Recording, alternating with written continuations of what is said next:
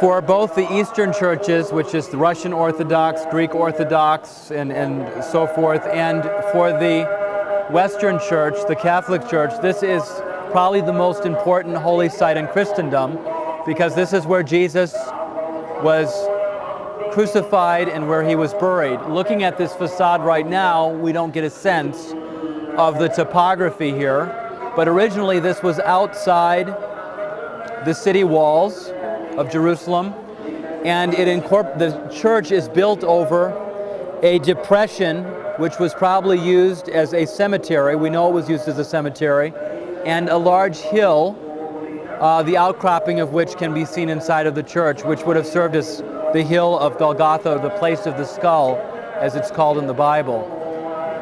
The church has a long history.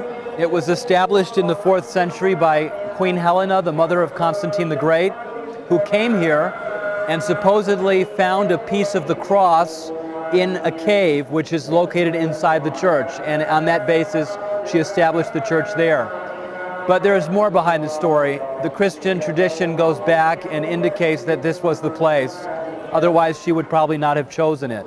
The church has long traditions behind it, and it is shared by 6 different communities.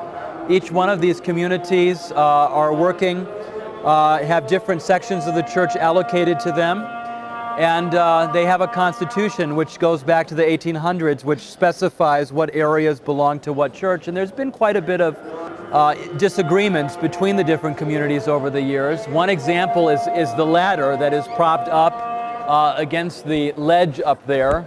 The story goes that that particular ladder was placed there years and years ago, decades ago, over a dispute over who would fix a particular window in that particular area.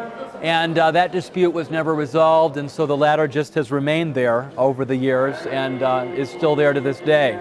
Again, 6 different sects share this church. The largest segment of the church is owned by the Greek Orthodox Church, the central part of the church, and also some of the areas around. And as we will go inside, we will be able to see some of the areas that have been venerated for generations by Christians since the early times. The Crusaders, when they arrived in Jerusalem in the various Crusades, so the story goes, carved the crosses that we find on the walls leading down to the grotto. They wanted to let people know that they finally arrived, and for the sake of the cross, were fighting for Christendom.